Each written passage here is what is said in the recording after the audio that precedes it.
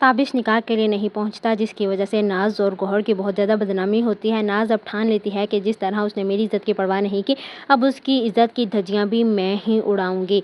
अब वो ताबिश को सड़क पर लेके आने वाली है, क्योंकि नाज को ताबिश के लॉकर का पासवर्ड और चाबियां मालूम है कि वो कहाँ होती हैं। इसीलिए वो जाके ताबिश के लॉकर से उसकी तमाम प्रॉपर्टी के कागजात वहाँ से ले उड़ेगी, क्योंकि नाज बहुत ही शातिर औरत है। वो ताबिश को अब बदनाम करने वाली है। ताबिश को जब इस बात का अंदाज़ा होता है, वो फ़ौरन अपने ऑफिस की तरफ भागा हुआ जाता है। वहाँ से जब वो अपने लॉकर को खोल के देखता है तो लॉकर बिल्कुल खाली होता है।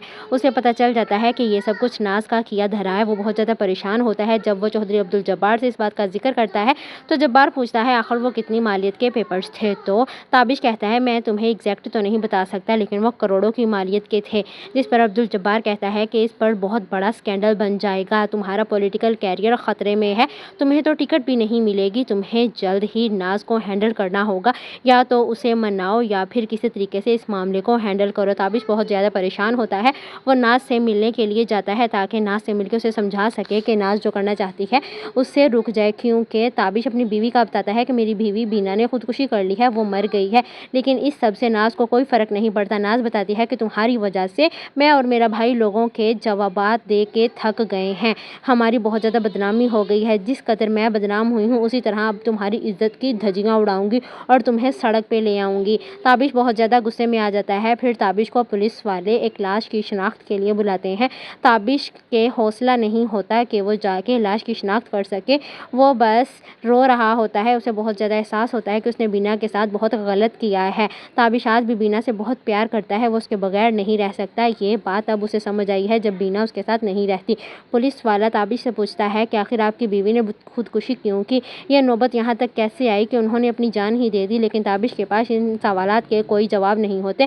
ताबिश एक तो बीना की तरफ से परेशान है, दूसरी तरफ अब ये चौधरी अब्दुल जब्बार ने उसे डरा दिया है कि अगर नाज ना मानी और ताबिश ने उससे अपने प्रॉपर्टी के कागजात ना लिए तो वो सड़क पे आ जाएगा। एक तरफ बीना जो कि खुदकुशी करके इस दुनिया से चली गई है, ताबिश को बीना का सदमा है, दूसरी तरफ अब नाज की परेशानी लगी हुई है। चौधरी अब्दुल जब्बार के साथ मिलकर नाज से मिलने जाता है ताकि उसे समझा सके। दूसरी तरफ घर में बीना और उसका भाई बीना का पता लेने आ जाते हैं कि अगर ना तो दूसरी शादी का चक्कर था और ना ही कोई लड़ाई हुई, फिर वो घर छोड़ के क्यों चली गई। लेकिन ताबिश की माँ अपने बेटे की बात पे पर्दा डाल लेती है और बात को छुपा लेती है कि दूसरी शादी का कोई चक्कर नहीं था, ना ही दोनों में लड़ाई हुई है, बस पता नहीं क्यों बीना घर छोड़ के चली गई है।